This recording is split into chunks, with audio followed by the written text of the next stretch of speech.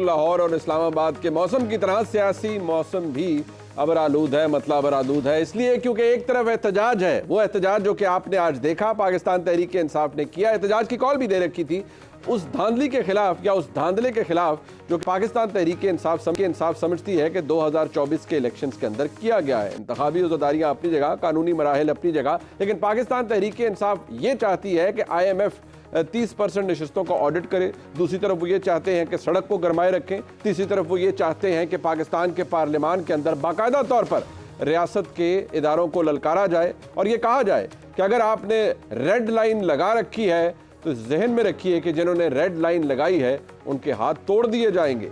साथ ही साथ असद कैसर साहब पार्लियामान से बाहर निकलकर फरमाते हैं कि सबको पता है धांधली किसने की। अब देखा जाए तो ये लड़ाई पाकिस्तान मुस्लिम लीग नून या पीपल्स पार्टी के खिलाफ तो हो नहीं सकती। जाहिर है निशाना इसमें पाकिस्तान की एस्टैब्लिशमेंट है और एस्टैब्लिशमेंट पर ही तमाम तर ताने कसे जा रहे हैं और तमाम तर इल्ज़ामात भी लगाए जा रहे हैं कि जिस तरह का इंतखाब हुआ उसको इन्फ्लुएंस करने के लिए रियासती जबर का इस्तेमाल किया गया, रियासती मशीनरी का इस्तेमाल किया गया और एक पार्टी को जितवाया गया, किसी का हक मारा गया। कल पार्लियामान के अंदर वज़ीर आज़म का इंतखाब होगा और इन ऑल प्रोबेबिलिटी शहबाज शरीफ साहब वज़ीर आज़म पाकिस्तान के तौर पर मुंतखब कर लिए जाएंगे।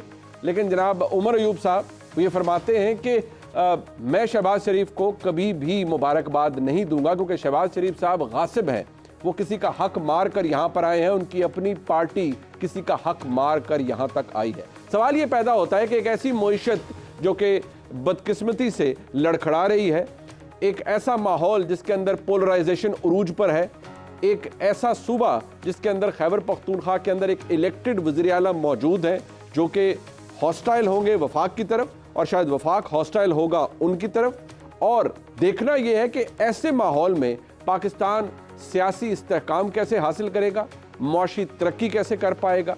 जो बयानबाजी की गई या जो तकारीर की जा रही हैं पार्लियामान के अंदर, अगर कोई ये कहे कि ये सिर्फ लफाजी है या वक्ती कार्रवाई है तो शायद हम ओवर सिंपलिस्टिक व्यू लेंगे तमाम तर सूरत हाल का। अब चाहे जनाब आमिर डोगर साहब हों, चाहे जुनेद अकबर साहब हों, इलेक्टेड MNAs हैं और हकीकी मानों में कैदोबंद की सोबतें बर्दाश्त करके इंतखाबात के अंदर जीत कर इस पार्लियामान तक पहुंचे हैं, लेकिन वो जो कह रहे हैं वो बड़ा इंस्ट्रक्टिव है। सुनिए।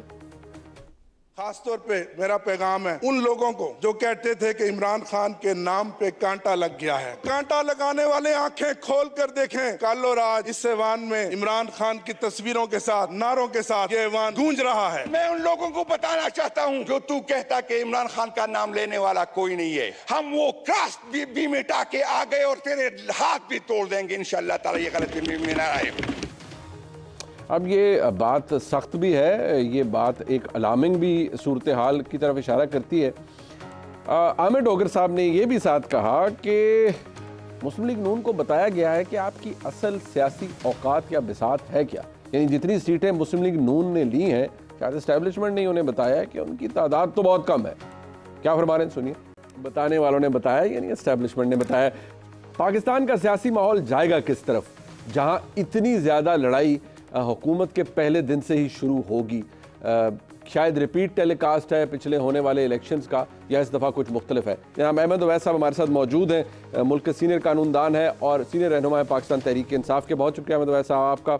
जनाब इंजीनियर खुर्रम दस्तगीर खान साहब हमारे साथ मौजूद हैं, सीनियर रहनुमा है पाकिस्तान मुस्लिम लीग नून के, फॉर्मर फेडरल मिनिस्टर हैं, हल्के की सियासत को भी समझते हैं। आपका भी खुर्रम साहब बहुत शुक्रिया। अब एक बात जो अहमद उवैस साहब हमने इन तकारीर से जिनका अंदाज़ा किया है, देखिए इसको हम जितने मर्जी शुगर कोट तरीके से कोई कर ले, लेकिन मेरे ख्याल में क्योंकि क्लैरिटी ऑफ थॉट आपके पास भी बहुत है, लड़ाई या इख्तलाफ मुस्लिम लीग नून या पीपल्स पार्टी से तो लगता नहीं है, ये तो चले सामने है। लेकिन अगर कहा जाए कि जी जिन्होंने कांटा लगाया था उनको हम बता देना चाहते हैं कि हमने कांटा मिटा दिया है और जिन्होंने कांटा लगाया था हम उनके हाथ तोड़ देंगे, तो ये तो क्लियर मैसेज है पाकिस्तान की मुक्तदरा यानी एस्टैब्लिशमेंट की तरफ। क्या आप भी इसे ऐसे ही देखते हैं या आप समझते हैं नहीं ये इमरान खान के सियासी मुखालिफिन की तरफ इशारा किया गया है? बिस्मिल्लाहिर्रहमानिर्रहीम, आपने बड़ी बुनियादी बात की है।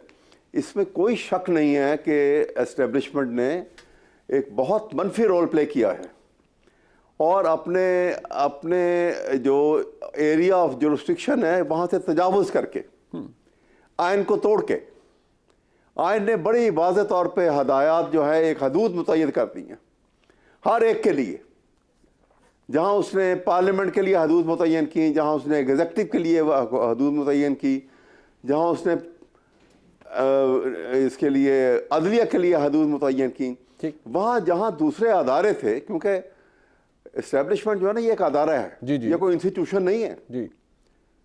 तो इन्होंने हदूद मुतय्यन कर ली। आप एक हदूद को तजावुज़ करके आप पूरे मुल्क का निज़ाम अपने हाथ में ले लें और चाहें कि हम अपनी मर्ज़ी से इसको चलाएं और अपनी मर्ज़ी से यहाँ पे सेटअप लेकर आए एक ऐसा जो कि आइन से मावरा हो, जिसमें आइन की अहमियत भी कोई ना हो, जिसमें आइन का नाम इस्तेमाल किया जाए, जिसमें रूल ऑफ लॉ के सिर्फ लिखने की हद तक, कहने की हद तक इस्तेमाल किया जाए, लेकिन इसकी बुनियाद जो है वो एक नेकेड डेस्पोटिज्म के ऊपर हो। ये बड़ी ख़तरनाक सूरत हाल है मेरे ख्याल में। ये नाकबल अंदेज़ी है, अंदेशी में ये काम हो गया है और इसको सीधा करने के लिए बहुत बड़े जिगरे की, बहुत बड़े हौसले की ज़रूरत है। लेकिन पाकिस्तान के लिए बड़े से बड़ा हौसला जो है वो कर दिखाना चाहिए। पाकिस्तान को बका और सालमियत इसी में है, वरना ये सिस्टम ना सिर्फ ये कि फेल हो जाएगा, ये बड़े सख्त नुकसानात आएंगे इसके सामने। तो मुझे ये बता दीजिए कि फिर अब पीटीआई की एज अ पार्टी पॉलिसी है क्या? आपने ये सियासत करनी है कि भाई लकीर लगाई तो हम मैंडेट से आए हैं और हम लकीर लगाने वालों के हाथ तोड़ देंगे, या अभी भी आप बात करने के मुतमन्नी हैं? देखिए ये बात नहीं है। इमरान ने जब ये कहा ना, इमरान खान ने, कि हम तो बात करने को तैयार हैं, और वो बिल्कुल सही बात की उसने कि निगोशिएशन का दरवाज़ा जो है वो बंद नहीं होना चाहिए, बात हो उसके ऊपर। लेकिन बात जो है वो जब तक हम आइन को छोड़ के बात करेंगे तो हम किसी नतीजे पर नहीं पहुंचेंगे, फिर ताकत का असूल चलेगा। ठीक, हम कहते हैं कि हम बात करेंगे लेकिन हम आइन के तहत बात करेंगे। राइट, हमारे नज़दीक ताकत के असूल के ऊपर बात नहीं होगी, क्योंकि वो बात का फायदा कोई नहीं। खुर्रम साहब, एक बात है, माजी के वो लोग जो मुश्किल वक्त में मुस्लिम लीग नून के साथ थे, मतलब 2014 का धरना मुझे याद है, महमूद खान अचकज़ई साहब, उनकी नकलें इमरान खान साहब उतारा करते थे धरने के अंदर खड़े होकर। महमूद खान अचकज़ई साहब उस वक्त भी ये बात करते थे कि जी पाकिस्तान की सियासत में इस्टेब्लिशमेंट का अमल दखल नहीं होना चाहिए, उनका तर्ज तकल्लुम अपना है, आज भी वो यही गुफ्तगू फरमा रहे हैं। लेकिन आज वो ये कह रहे हैं कि ये ऐवान एक दिन करारदाद पास करेगा कि इस मुल्क में जो असल मैंडेट है जिसका है उसे दिया जाए और इमरान खान को रिहा भी करवाया जाए। मतलब जो आपके साथ थे एक ज़माने में, आज तो आपको वो भी कंडेम कर रहे हैं खुर्रम साहब। जी, हर सियासी कायद और सियासी पार्टी जो है वो उस वक्त के हकाइक और हालात के मुताबिक अपने फैसले करते हैं, और अचकज़ई साहब ने एक फैसला किया है। इस फैसले में उनका उसका बड़ा एहतराम है, लेकिन ये बात वाज़ेह होनी चाहिए कि हम सब जो चाहते हैं कि पाकिस्तान में, जिस तरह अवैस साहब ने कहा, आइन में लिखा हुआ वादा पूरा हो कि हाकमियत मुंतखब नुमाइंदों के हाथ में हो।